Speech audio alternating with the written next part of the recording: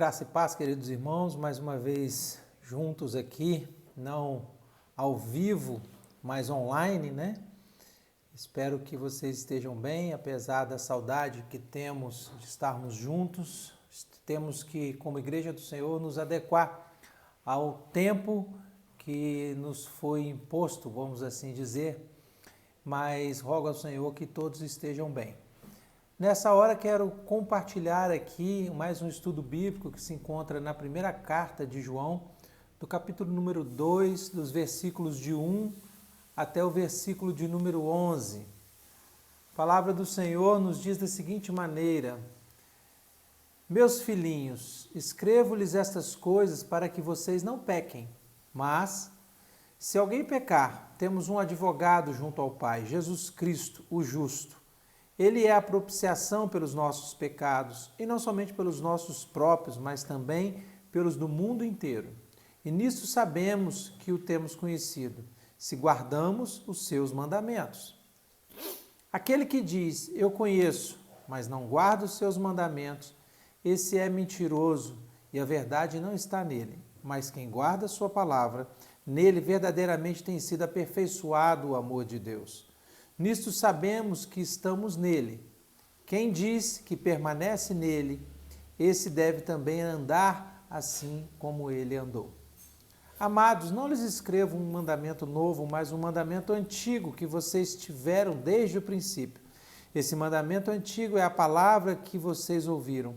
Por outro lado, o que lhes escrevo é um mandamento novo, aquilo que é verdadeiro nele e em vocês, porque as trevas vão se dissipando e a verdadeira luz já brilha. Quem diz estar na luz, mas odeia seu irmão, está nas trevas até agora. Quem ama o seu irmão permanece na luz, e nele não há nenhum tropeço.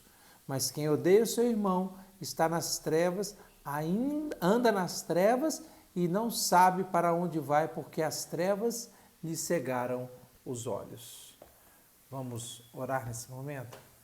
Senhor Deus, nós abençoamos, ó Pai, cada um que está nos ouvindo nessa hora, pedindo ao Senhor que Teu Espírito ministre em cada coração no entendimento desta palavra. Quando mais uma vez nos conectamos, Pai, e em Espírito, Pai, estamos juntos para clamar ao Senhor pela Tua misericórdia. Que o Senhor nos abençoe e fale a nós, Pai, em nome de Jesus. Amém. Pois bem, queridos, nós estamos aqui diante da carta de João e nós terminamos o primeiro capítulo dizendo justamente a respeito do motivo que João estava escrevendo quando havia ali aquele movimento de gnóstico, né? E que a igreja também havia se esfriado, essa igreja de Éfeso, e aí então chegamos até o momento em que ele deixa aqui essas palavras dizendo a respeito do pecado. E chegamos à conclusão então que todos nós pecamos, que não há um sequer que não tenha pecado. E se dissermos que não temos pecado, somos mentirosos e a sua palavra, a palavra de Deus, não está em nós. E aqui eu quero pensar com os irmãos nessa noite a estarmos ligados a Cristo. E ele começa de uma maneira muito carinhosa a dizer assim, filhinhos, escreva essas coisas para que não pequem. Então, no panorama dessa carta, ele está dizendo, olha, não pequem, lutem contra o pecado, não façam isso. Mas, se esse pecado acontecer como um incidente, como um acidente, nós temos um advogado, Jesus Cristo, e ele chama Jesus aqui de o justo. E vai dizer que ele é a propiciação pelos pecados de todos, dos nossos e do mundo todo, e que aqueles que conhecem a Jesus, eles guardam os seus mandamentos. E quem diz que conhece a Jesus e não guarda os seus mandamentos, na verdade, é um mentiroso. Então, o amor de Deus, ele vai ser aperfeiçoado, de acordo aqui com João, segundo aquele que guarda a sua palavra. Naqueles que guardam a sua palavra, o amor de Deus é aperfeiçoado. E aí ele vai dizer aqui que nós sabemos que estamos em Cristo quando andamos como ele andou. Bem, João fala aqui a respeito dessas coisas que nós citamos aqui rapidamente, numa prevenção a respeito daqueles que se diziam de Deus, mas não praticavam o verdadeiro evangelho. Lembrando que essas pessoas que se diziam de Deus, mas eram desobedientes, eram cheios de si, eram arrogantes, João vai dizer, cuidado. Cuidado com essas pessoas, cuidado com o que elas praticam e não sejam iguais a elas. Então, nessas bases, nós começamos aqui a observar alguns princípios que nos indicam aqueles que são os verdadeiros servos do Senhor. E ele diz que aqueles que são verdadeiros servos do Senhor, aquele que diz que permanece nele, esse deve também andar assim como ele andou. E como Cristo andou? Essa é a primeira pergunta que eu deixo. Como Cristo andou? Quem era Cristo? Como ele andou? Bem, se Cristo aqui descrito por João era alguém justo, era um advogado, Cristo andou em santidade. Cristo era santo. Cristo não teve pecados. Então Jesus é aquele representante do próprio Deus. Ele é a expressão máxima, na verdade, o resplendor da glória de Deus. Portanto, ele é o próprio Deus que andou nessa terra sem pecado. E andou também praticando justiça, porque nele está toda a justiça. Mas Cristo andou também em testemunho às obras do Pai. Então, a maneira que Cristo andou e viveu aqui nessa terra testificava de quem era Deus, testificava do seu Pai, testificava do nosso Pai, porque ele andou dentro desse testemunho em íntima relação com ele, numa intimidade muito grande com o Pai, de forma que ele e o Pai se tornaram um. Então, dessa forma, pensando em como Cristo andou, eu quero pensar que nós precisamos andar também dessa maneira, em santidade, em justiça, dando testemunho do Pai, em intimidade com o nosso Pai, para que a gente consiga expressar essa obra e esse reino de Deus aqui nessa terra. Portanto, queridos irmãos, são alguns indícios que nós queremos pensar a respeito das argumentações que João nos traz aqui, para que nós demonstremos que somos filhos de Deus, somos filhos do Altíssimo. Então, se aqui ele estava pensando naqueles que se faziam de dentro, se faziam daqueles que eram de casa, daqueles que eram participantes do reino, mas na verdade vinham trazer ensinamentos falsos, vinham distorcer o evangelho, vinham trazer contaminação à igreja, pois aqui estão os alertas pelos quais João vem dizendo a respeito desses cuidados que deveriam ser tomados. Então eu começo aqui a discernir, com base nesses princípios, os que são e os que não são de Deus. Lembrando que o nosso papel não é julgar de forma alguma, mas nós precisamos estar atentos, tendo discernimento para ouvir, para dar crédito àqueles que são realmente filhos de Deus. Não para levar condenação, não é essa a nossa ideia. A ideia é de que a gente esteja atento para poder filtrarmos dessas coisas e darmos crédito e ouvidos àqueles que são de Deus. E para que pratiquemos aquilo que Deus espera de cada um dos seus servos. Então, pensando nos filhos de Deus, quando ele começa a argumentar aqui, meus filhinhos, escrevo-lhes essas coisas para que vocês não pequem.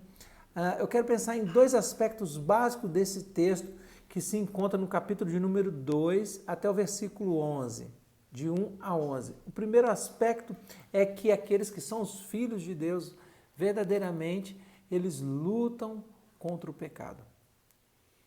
Ele está aqui confirmando as palavras de Paulo quando vai tratar a respeito do pecado, mas na carta aos Romanos, mas o fato é que todos nós pecamos, nós não estamos livres do pecado.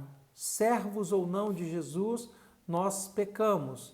E aqui então, a nossa luta contra o pecado deve ser constante. A nossa luta deve ser constante a tal ponto de darmos ouvidos a essa palavra e entendermos que temos o maior advogado do mundo, porque ele diz assim, olha, escrevo-lhes essas coisas para que não peque, mas se alguém pecar, temos advogado junto ao Pai, Jesus Cristo, o justo. O advogado aqui é o Paráclitos, que é aquele que é chamado para estar ao lado, uma reta paralela à outra, uma caminha ao lado da outra. Então, o Paráclitos é aquele que é chamado para estar ao nosso lado. Assim foi descrito por João, o Senhor Jesus, o nosso advogado. Então, nós precisamos, como filhos de Deus, lutar contra esse pecado, de tal forma que o maior advogado do mundo, estando ao nosso lado, ainda assim, isso não deve ser motivo de relaxamento, mas de mais atenção para que nós entendamos essa obra do Senhor, para que nós lutemos contra o pecado. Então, ele segue o texto e vai dizer assim, Jesus é a propiciação pelos nossos pecados. Que palavra diferente, bonita. Muitas vezes nós repetimos, ele é a propiciação dos nossos pecados, mas nós não sabemos, talvez, necessariamente o que significa propiciação pelos nossos pecados. Traduzindo, parafraseando aqui, falando de uma maneira mais simples, propiciação pelos nossos pecados, ele é aquele que acalma, ele é aquele que desvia a ira de Deus contra o nosso pecado. Quando Jesus morre naquela cruz, ele leva sobre ele os nossos pecados, ele se faz maldição por nós e por isso então nós temos esse advogado que pagou o preço por nós, que esteve no lugar que era para ser nosso lugar, no lugar de condenação que era nosso, Jesus o assumiu por amor aos que creem em o seu nome. Portanto, aqui, Jesus é a propiciação, ele é aquele que acalma, que aplaca a ira de Deus contra o nosso pecado. Bem, ele segue aqui e diz assim, olha, não só pelos nossos, mas pelos do mundo todo, e nisto sabemos que o temos conhecido, se guardamos os seus mandamentos. Queridos irmãos, quem conhece a Jesus não é aquele que verbaliza a respeito de Jesus. Quem conhece a Jesus é aquele que pratica, que guarda os seus mandamentos. Porque se for diferente disso, a palavra de Deus vai dizer que esse indivíduo é um mentiroso. Se ele diz que conhece a Jesus, mas não anda nos mandamentos de Jesus, ele se faz mentiroso. Então, o primeiro aspecto daqueles que são filhos de Deus, e nessa exortação aqui, nesse incentivo a cada irmão, de acordo com essa carta de João, é a nossa luta contra o pecado. Devemos estar o tempo todo vigilantes para não pecar, mas é quase inevitável que isso aconteça. Então, o pecado passa a ser na nossa vida um acidente e então nós temos um advogado, aquele chamado para estar ao nosso lado, para nos defender. E aqui então, Jesus, o justo, é aquele que foi colocado nessa posição pelo nosso Pai, por Deus, para que então fôssemos justificados do nosso pecado. Entretanto, não devemos ter prazer no pecado. O pecado é um acidente e deve estar na nossa vida como algo de passagem. Lute contra o pecado. Então, outro aspecto aqui, seguindo esse texto, porque ele diz assim, olha, e nisto sabemos que estamos nele, Quem diz que permanece nele, esse também deve andar assim como ele andou. Conhecer a Jesus é praticar a palavra. Permanecer em Jesus é andar como ele andou. Conforme eu disse aqui inicialmente, Jesus andou em santidade, Jesus andou em justiça, Jesus Cristo andou dando testemunho do Pai, Jesus Cristo andou em intimidade com o Pai. E agora, no segundo ponto, eu vou dizer que também Jesus Cristo andou em amor, porque o Cristo era o próprio amor encarnado, porque Deus é amor. Então, o segundo aspecto daqueles que são filhos do Senhor, para que a gente discirna os filhos de Deus, são aqueles que lutam para praticar o amor. Como andar com Jesus se o coração está cheio de ódio? Há uma incompatibilidade muito grande aqui, pois aqueles que estão com Jesus, diz o texto que quem ama o seu irmão permanece na luz, e nele não há engano, não há tropeço. Então, aquele que tem ódio dentro de si, na verdade, ele está andando nas trevas, sem saber para onde vai, porque os seus olhos estão cegos pelas próprias trevas. Então, a partir do versículo de número 7, ele diz assim: amados, não lhes escrevo um mandamento novo, mas um mandamento antigo que vocês tiveram desde o princípio. Esse mandamento antigo é a palavra que vocês ouviram. Por outro lado, o que lhes escrevo é um mandamento novo, aquilo que é verdadeiro nele e em vocês, porque as trevas vão se dissipando e a verdadeira luz brilha. Quem diz estar na luz, mas odeia o seu irmão, está nas trevas até agora. Do que João estava falando aqui?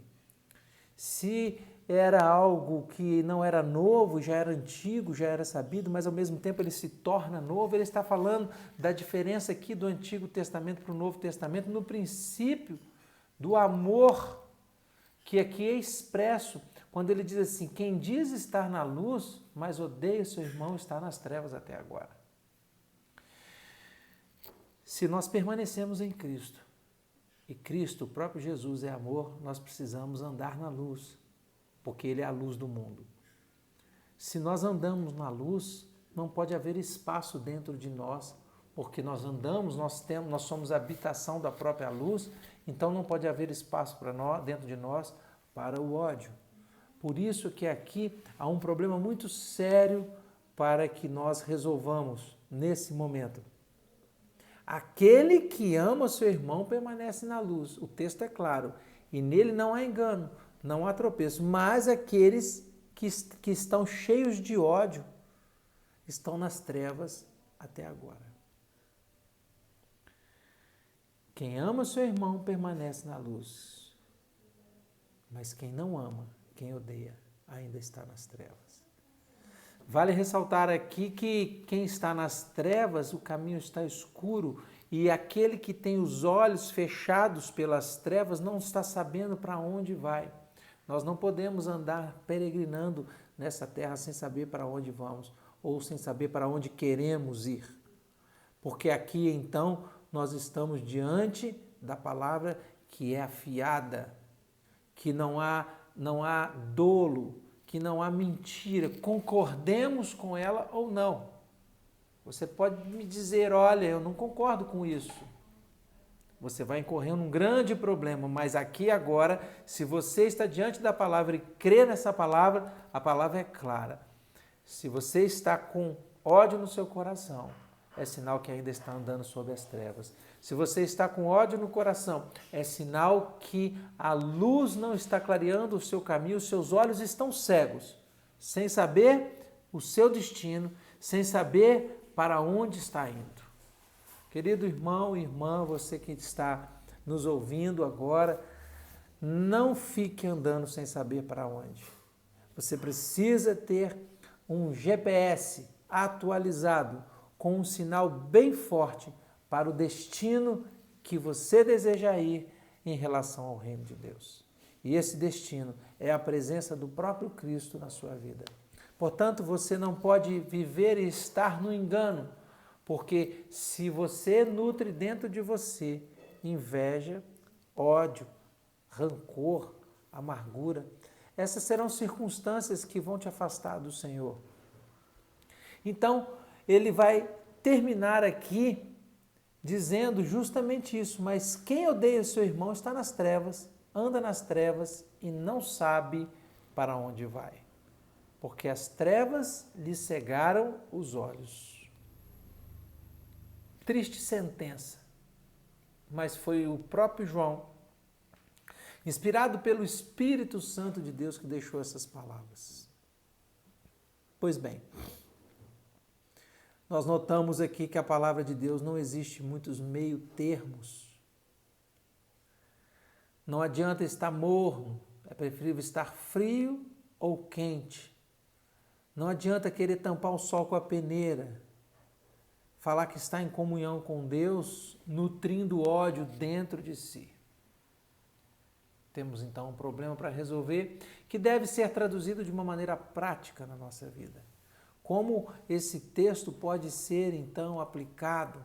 Lembre-se que ele foi escrito num contexto em que havia muitos profetas, falsos profetas, que distorciam o evangelho no gnosticismo, que valorizava o conhecimento para a salvação,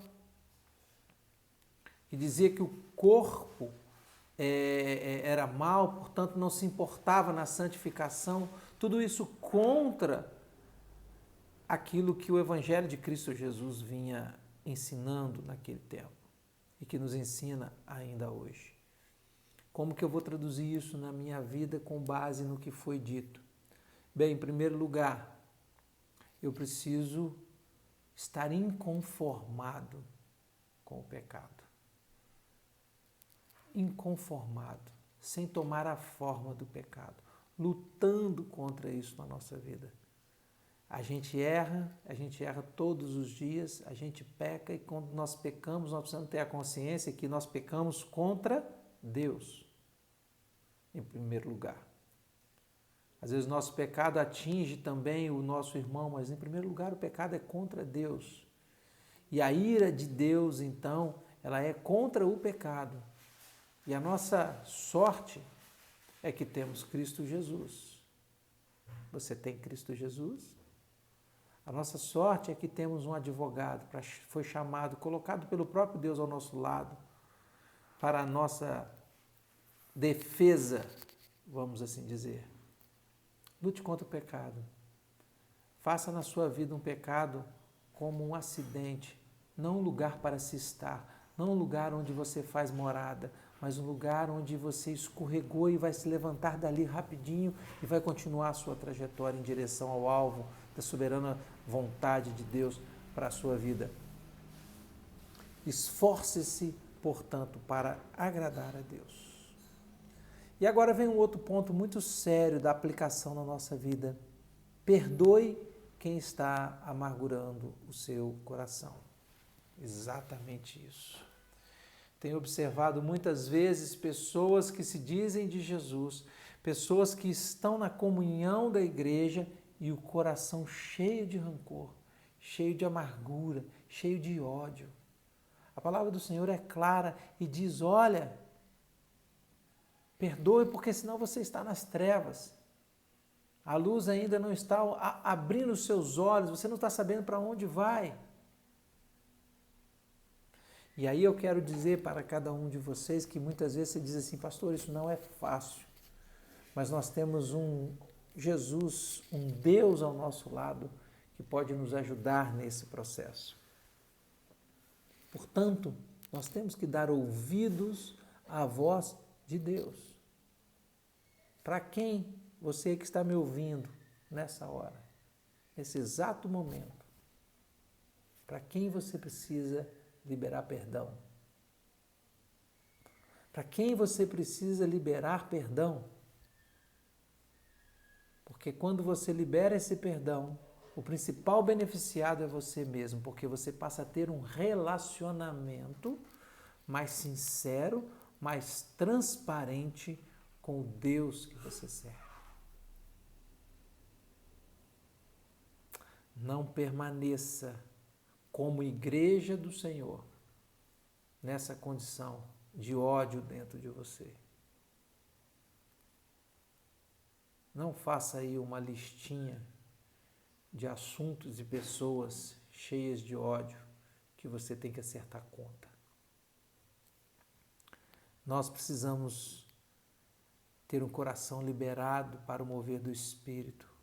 Nós precisamos estar limpos diante de Deus, com os olhos abertos, porque sabemos para onde vamos. Seguindo ao nosso Pai, temos que dar ouvidos à voz de Deus. Porque o desejo dele é a nossa comunhão com ele. E se o pecado faz separação entre os filhos de Deus e o seu Pai, se esse pecado nos traz separação, nós precisamos consertar isso para estarmos unidos em Cristo Jesus. Por isso é que a palavra do Senhor vai dizer a respeito do amor, que é a base de todo o Evangelho. Quando Cristo se entrega, foi por amor a nós. Quando agora ele deixa aqui os exemplos dos servos do passado, é para que a gente pratique o que é correto. Se esforce diante de Deus. Se você não está conseguindo, clame ao Senhor, busque o Senhor em oração, entra para dentro do teu quarto, fecha a porta, se ajoelhe e fala: Senhor, eu não estou conseguindo, mas rasga o teu coração para Deus e diz para Ele: Senhor, me ajuda. Me ajuda porque eu preciso de um temperamento, de uma personalidade moldada pelo Espírito. E aí sim essas coisas serão possíveis. Quando a gente coloca a nossa vida no centro da vontade de Deus. Portanto, queridos, eu vou encerrar essa palavra dizendo para você: não se conforme com o pecado. Não se conforme com o pecado na sua vida. E muito menos com o seu coração cheio de ódio. Mantenha o seu coração cheio de amor, porque o próprio Cristo nos amou, o próprio Deus é amor. Portanto, para estarmos cheios do Espírito Santo, precisamos transbordar em amor. A palavra de Deus diz que a gente pode até irar, mas não podemos pecar. Portanto, se você ficou com raiva, você pode até ficar irado, mas você não pode deixar essa ira tomar conta do seu ser, do seu pensamento, das suas emoções e das suas atitudes, ações, e aí incorrer no erro, porque o pecado é contra Deus. Então, nessa hora, o meu clamor é para que você esteja pensando no conserto de algumas relações que por algum momento ao longo da vida foram abaladas. Faça isso por amor a Deus e saiba que o Senhor será o primeiro a derramar bênçãos sobre a sua vida, porque isso é libertador. Isso liberta o homem da escravidão que o inimigo de Deus tenta nos colocar. Algemas, amarras que nos prendem e que nos afastam do Senhor. Que nessa hora, então, essa palavra faça morada no seu coração. Você entregue a sua vida para o Senhor Jesus, para que essas coisas sejam consertadas e você possa ter uma vida plena na presença de Jesus. Que Deus te abençoe em nome de Jesus. Antes de orarmos para terminar, quero desejar a você que está aí, que continue em oração, clamando ao Senhor por esse tempo difícil, porque nós temos um Deus vivo, que assim como livrou os povos no passado, pode nos livrar ainda hoje. Mas o nosso coração precisa pedir perdão pelas iniquidades que a humanidade tem feito, muitas vezes colocando o nome de Jesus na lama, colocando o nome de Jesus para ser ridicularizado publicamente.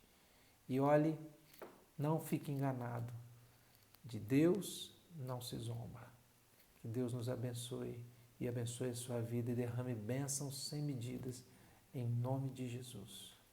Pai, nessa hora nós nos colocamos em oração diante do Senhor.